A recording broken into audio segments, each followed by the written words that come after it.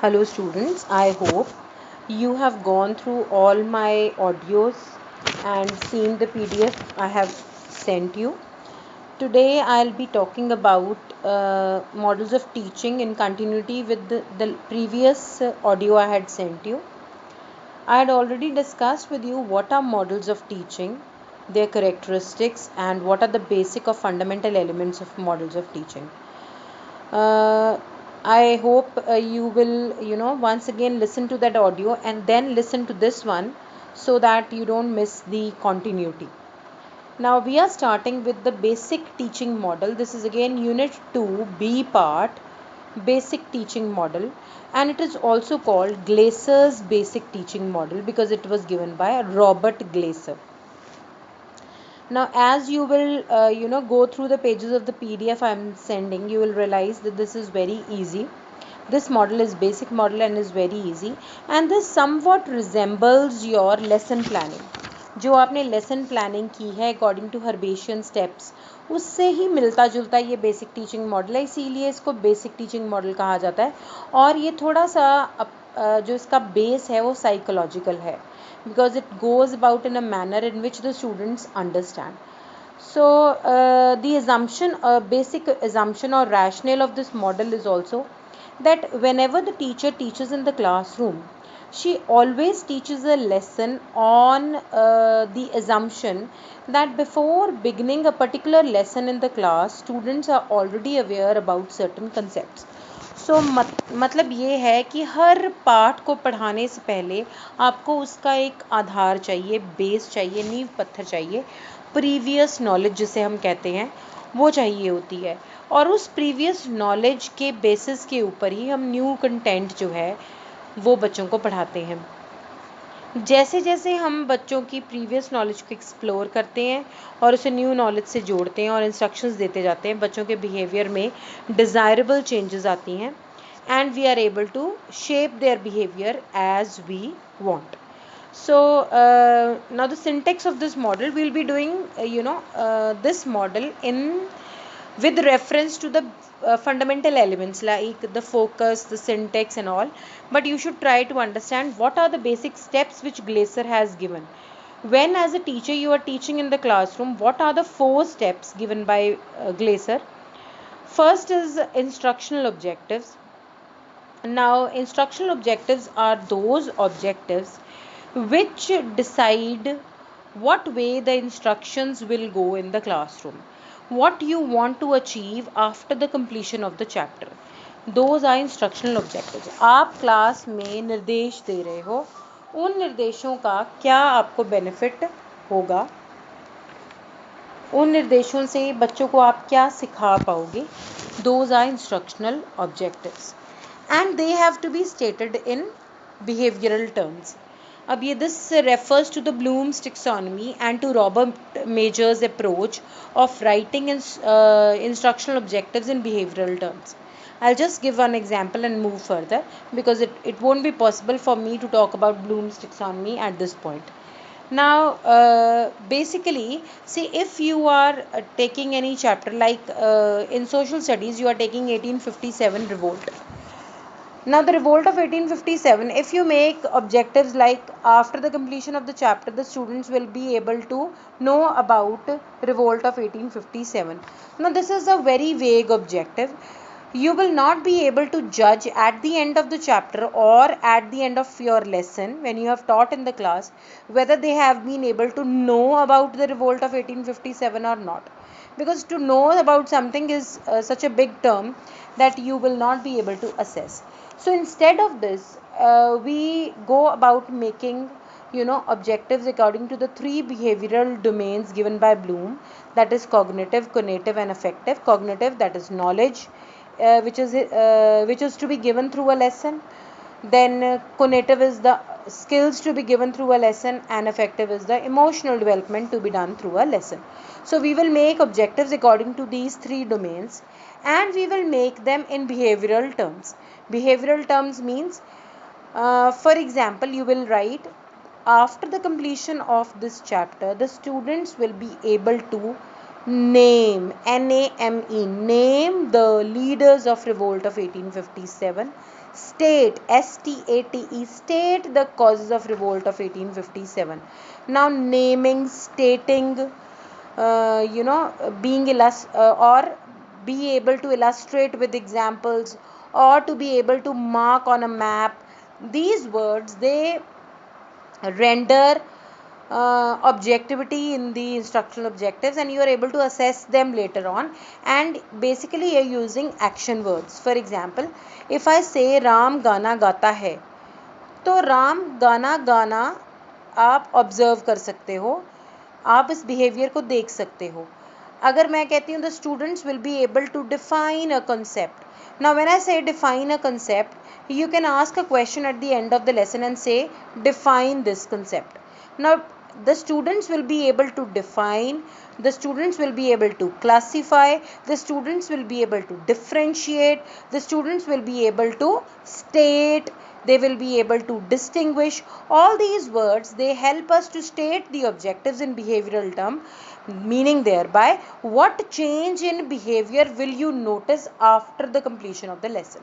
So once you have to make objectives, what you will do, you will make a question, define this term, distinguish between this and this, or classify these, or give examples. Now if the students are able to define, differentiate, classify, then you can easily assume that your objectives have been achieved.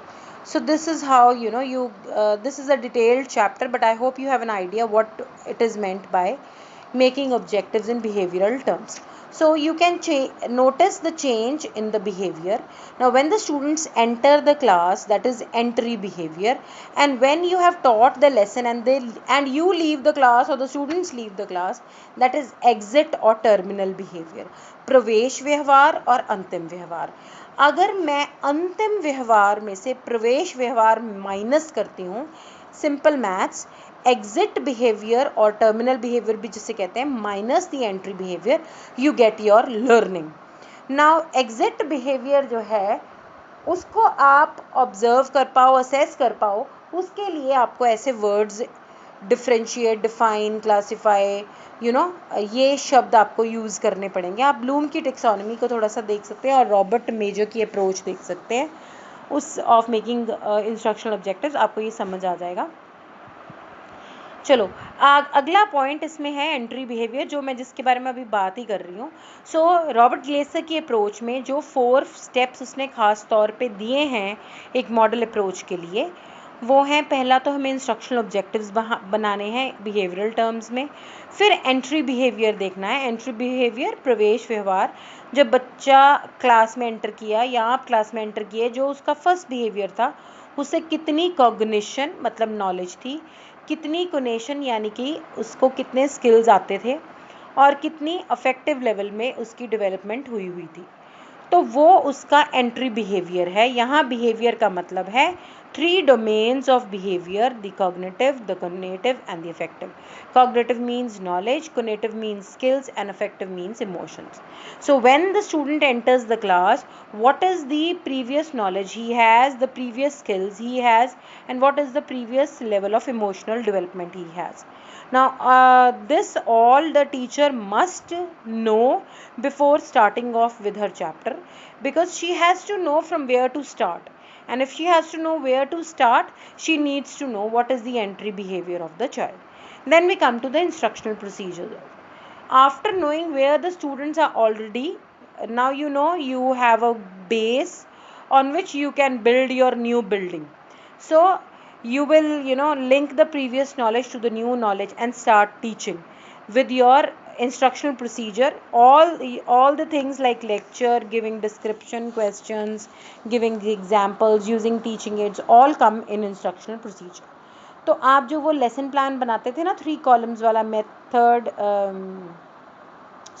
Content, method and black board work, वो जो middle वाला column आप method का बनाते थे वो instructional procedure है. उसमें सब कुछ ही आ जाता है जो आप क्लासरूम में 40 मिनट्स में करवाते हो.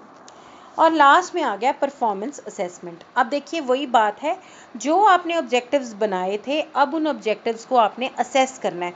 Students will be able to define, You will give a question, define this. Students will be able to classify this. Students will be able to cite examples. You'll ask question, give examples of this and this. So उससे आपको बच्चों की performance के बारे में पता चल जाएगा, have the objectives been achieved or not, and if they have been achieved, to what extent, if they have not been achieved, what has not been achieved. So ये बेसिक चार जो चीज़ें हैं ग्लेसर के मॉडल की है. Now you can see on page number 313 of the PDF. Now this model comes in the terms of fundamental elements I told you. I repeat again, any model of teaching is nothing but strategy which the teacher will follow in the classroom to achieve the aims or the objectives which that particular model wants to achieve. Now Glaser's basic teaching model, its focus is on four basic components we just did. ये जो चार components हैं ये इसके focus हैं: instructional objectives, entering behaviour, instructional procedures and performance assessment. So ये सब करने के लिए जो सिंटेक्स क्या होता है, सीक्वेंस ऑफ स्टेप्स जो टीचर ने क्लासरूम में फॉलो करना है वो आपको दिया हुआ है. You have to fix up the objectives, you have to make the objectives of any particular lesson, then you have to determine the entry behavior. I just talked about all these things. Then you have to teach according to the entry behavior and according to the lesson you have decided, and at the end you will determine the ultimate or the terminal behavior, at what level the students have reached. So basically जो वो हमने 4 steps अभी पढ़े हैं उन्हीं पे based है हमारा syntax. यही syntax means the sequence of steps you are going to follow. So you are going to make objectives, you are going to teach according to the objectives, then you are and also determine the entry behavior of the students, and then you are going to see whether your entry behavior has culminated into the ultimate behavior you wanted, that is have you achieved your objectives or not. So ये syntax हो गया. Third इसमें principles of reaction है. फिर से याद करिए, principles of reaction क्या था कि टीचर ने बच्चों के एक्शंस को कैसे रिएक्ट करना है. हर एक जो मॉडल है उसमें ये बताया जाएगा कि टीचर ने कैसे रिएक्शंस क्लासरूम में देने हैं. अब इसमें लिखा है प्रिंसिपल ऑफ इंटरडिपेंडेंस फॉलो करनी है. टीचर ने बच्चों के रिस्पॉन्सेस को अंडरस्टैंड करना है और उनको अपने जो 4 स्टेप्स थे सिंटेक्स के उन्हीं के लाइट में उस स्टूडेंट्स की रिस्पॉन्सेस को देखना है. मतलब आपने क्वेश्चंस पूछे ऑब्जेक्टिव्स से रिलेटेड, तो आपके ऑब्जेक्टिव्स अचीव हो रहे हैं कि नहीं हो रहे, आपने ये चेक करना है. और मतलब जो बच्चों के जो क्वेरीज हैं उनको आपने बच्चों के क्वेश्चंस को in light of your 4 steps he address करना है, ताकि आपके ये 4 स्टेप्स भी साइमल्टेनियसली अचीव होते चले जाएं. And principles of active involvement, that means the student has to be actively involved and the teacher also has to be actively involved. ना केवल आपने बच्चों से प्रश्न पूछने हैं बट खुद भी आपने एक्टिव रहना है, ताकि आपके चारों स्टेप्स जो हैं वो अच्छे से अचीव हो जाए और आपको पता चल जाए कि आपके बच्चे जो हैं दे आर लर्निंग अलोंग और नॉट. आपको ये पता चल जाए कि आपके इंस्ट्रक्शनल ऑब्जेक्टिव्स एंड में अचीव हुए हैं कि नहीं अचीव हुए, जो परफॉर्मेंस आप चाहते थे वो बच्चे अब दे रहे हैं कि नहीं दे रहे. सो टीचर ने एक्टिवली इन्वॉल्व रहना है while keeping the students involve. उसके बाद है प्रिंसिपल ऑफ फॉलोअप. ये भी एक प्रिंसिपल है प्रिंसिपल ऑफ रिएक्शंस का. After the chapter also the teacher has to take a followup and see where are the gaps in teaching learning process. Naturally जब आप evaluation end पे करोगे in evaluation in light of the objectives you had made, आपको पता चल जाएगा कौन से objectives नहीं अचीव हुए.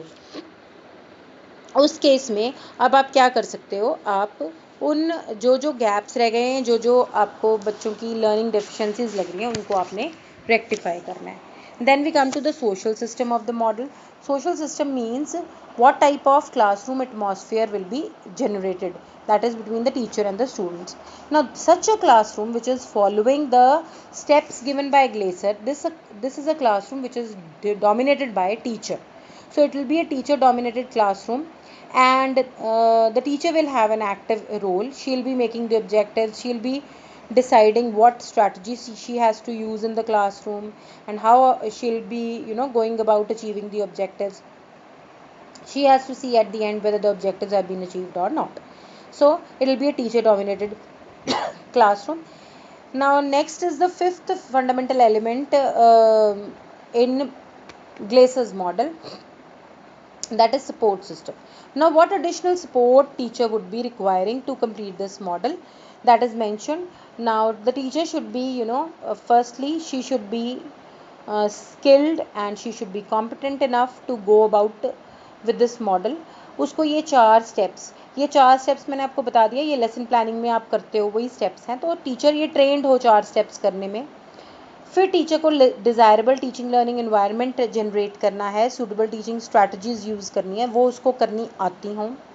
और इसके अलावा अगर टीचर को इंस्ट्रक्शनल प्रोसीजर्स यूज़ करने वक्त, ये बुक में नहीं भी लिखा पर आपने मेंशन कर देना है, कोई भी टीचिंग एड्स चाहिए उसको, कोई भी उसको टीचिंग मटेरियल चाहिए, या उसने कोई बच्चों को कोई एक्टिविटी कराना है तो उसके लिए मटेरियल चाहिए, वो मटेरियल भी टीचर को अवेलेबल होना चाहिए।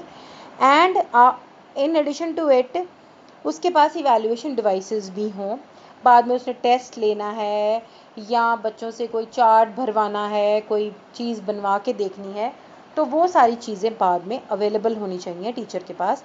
ये सपोर्ट उसे चाहिए है so that she is able to successfully use this model in the classroom. And then we come to the application means where all we can use this model.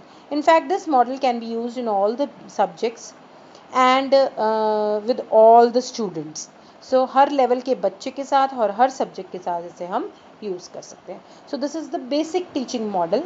I hope this will be clear once you read and listen to my instructions. This is the first model. In the next audio I'll be sending the next model.